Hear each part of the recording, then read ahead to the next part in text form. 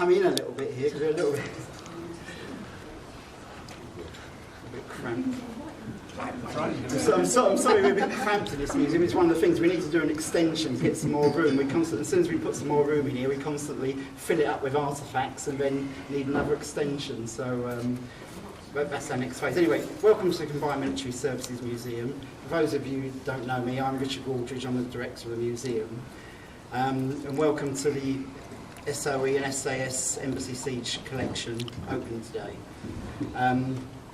We're fortunate enough today here to have today here Rusty Firmin, one of the original team members of the SAS Blue Team leader, who obviously took part in the raid. And Rusty's going to be available later on to sign books and, if you're lucky, may tell you some of the hair-raising stories of the time. But I hope you all will enjoy yourselves today. I'm going to pass you over to our main speakers. First of all, Robert Long. Enjoy the food, enjoy the drinks.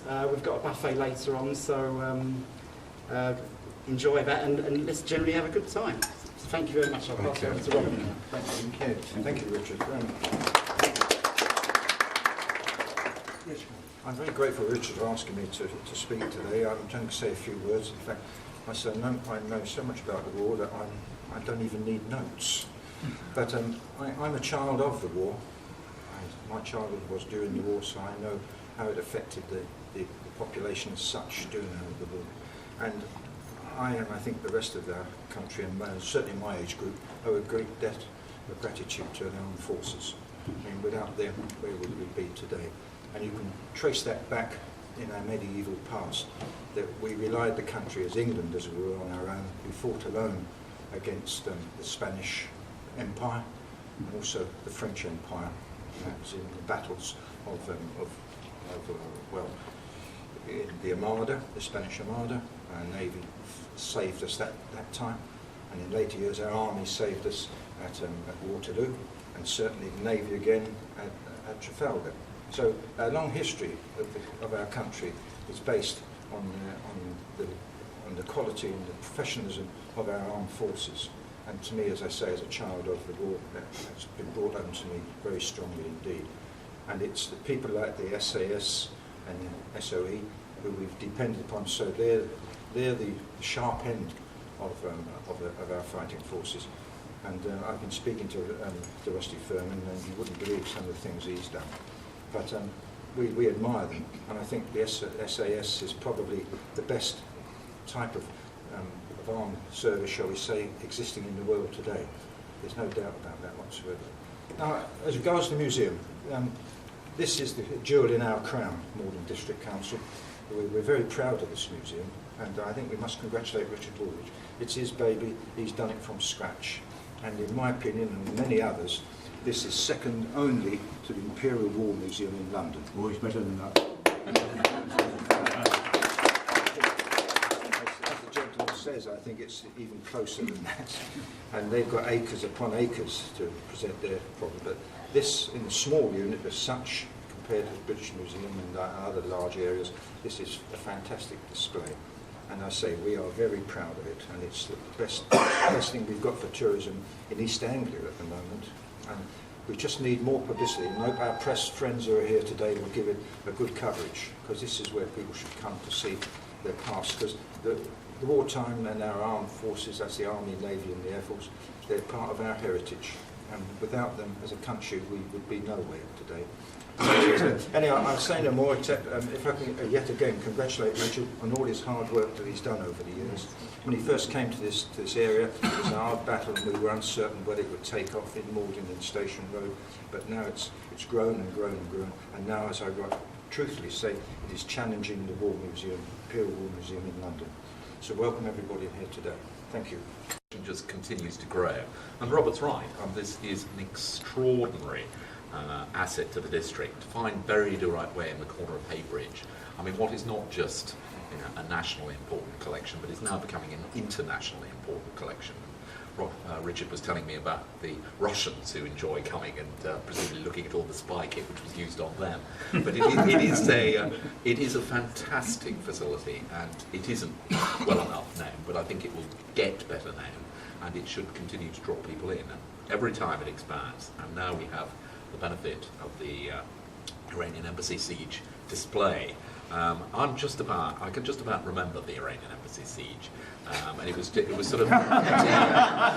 It was. I think I was at university at the time, and it was just after the Thatcher government was elected, and many people look back at that period and say what sort of put Britain back on the map and our greatest military exploit, which was true with the Falklands War. It sent the message around the world that Britain would not tolerate any part of our lands to be occupied and for people to have the right to choose how they want to live. But actually before that, I think it was the Iranian Embassy Siege. It was the first time when we actually stood up and demonstrated that we were prepared to take on terrorism and defeat it. And it sent a very clear signal that that was the attitude of the British government. And I suspect that it deterred a lot of people from doing similar actions from there on. So I think Rusty and his colleagues deserve a little credit, not just for saving the lives of the people who were in the embassy at that time, but also in sending out that very clear message, which has led to the SAS being sort of admired and feared equally ever since. One of my favourite movies, actually, was Lewis Collins in Who Dares Win? All I can say, Rusty looks a lot more impressive, actually, than Lewis Collins did in the movie, but it was a very important event in recent British history, and one which I think is only right that we thank Rusty and all those who did such a magnificent job, and it is right that it be commemorated, hopefully, for the rest of the time at the Combined Militaries Museum in Maldon. So, many thanks for today, and I wish the exhibition well. And Rusty,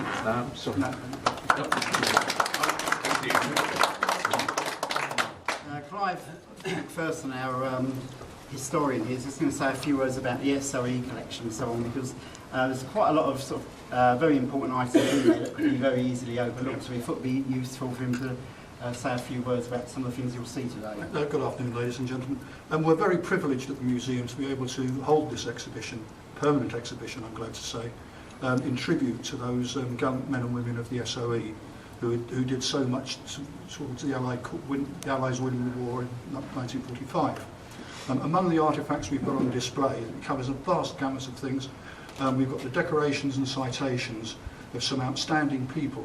A guy called Colonel Wilson, who in fact was a Boy Scout, a great friend of Baden-Powell, and planned the assassination of the notorious SS Obergruppenführer Reinhard Heydrich, and also planned, and you'll probably all be familiar with the movie Heroes of Telemark, the blowing up of the high water plants in Norway. We've actually got his medals here. We've got the medals and decorations of a French resistance operative who killed 2 Gestapo agents who were chasing him on a train. We've got the medals of Churchill, his DSO, and Odette, who later became his wife. We've got her medal ribbons. We've got all sorts of wonderful artefacts, from weapons to a razor blade that is in fact a compass. We also cover MI9, who helped the escaping prisoners of war, took supplies into prisoner of war camps to facilitate escapes. We're very, very fortunate to be able to display all this equipment, and hopefully you'll find something that you'll learn from. You know, part of our remit is to teach people, and we try very hard in that respect, and everything is reasonably clearly labelled so you can understand what everything is, with the biographies of the personalities involved. We had hoped to have an former SOE member here today, but unfortunately the gentleman was too frail. But amongst you is a gentleman called Patrick James, who served in the Royal Marines in the SBS. His father, in fact, was one of the original Royal Marine Commandos, and was on the Dieppe parade and went on to serve in special operations, and I'm sure he'll be only too pleased to have a chat with you about that. You know, Pat himself had a fairly distinguished military career. He served in the Royal Marines as well. It's a family business. Was on the Suez landings and later went on to serve in the SBS. What we're presenting you today is a tribute to some very brave men and women of the past and of the present.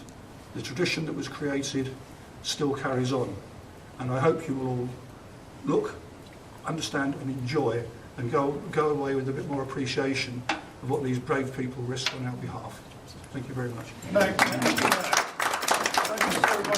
Thank you today to somebody, a very good friend of mine, and somebody who's made this museum possible, and that's Keith Turner, who has spent countless hours and great effort to actually acquire a lot of stuff, not only of these collections, but of other special forces items in the museum as well. And without Keith's help, quite frankly, the museum would never have happened. So thank you, Keith.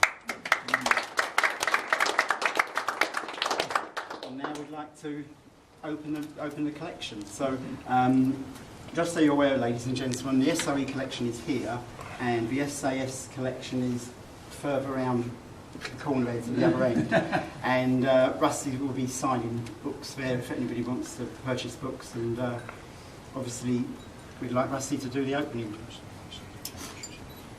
So, yes, it'd be nice if John and yourself held a take.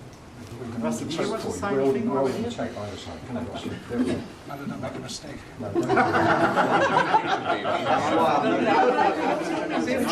Richard, you should be going.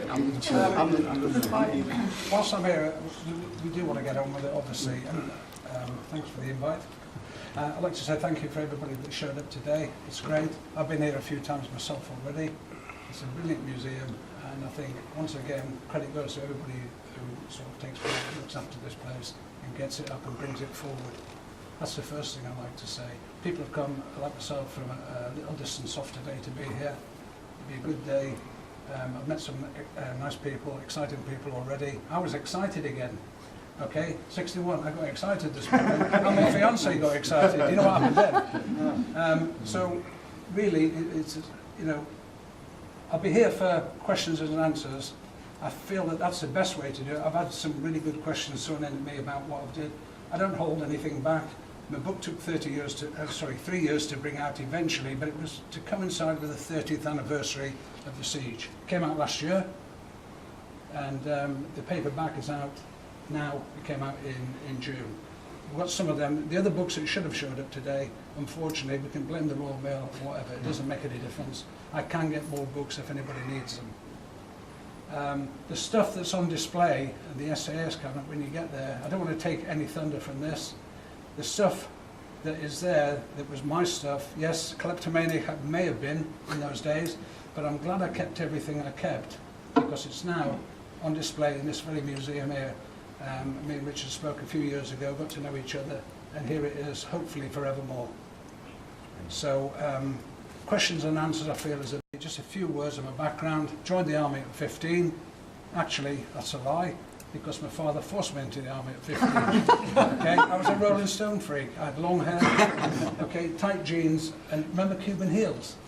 That's how I went to the army. Okay, I got knocked out of shape there. Then went to 49 Field Regiment, sporting regiment in Germany. I've told some stories about that already today.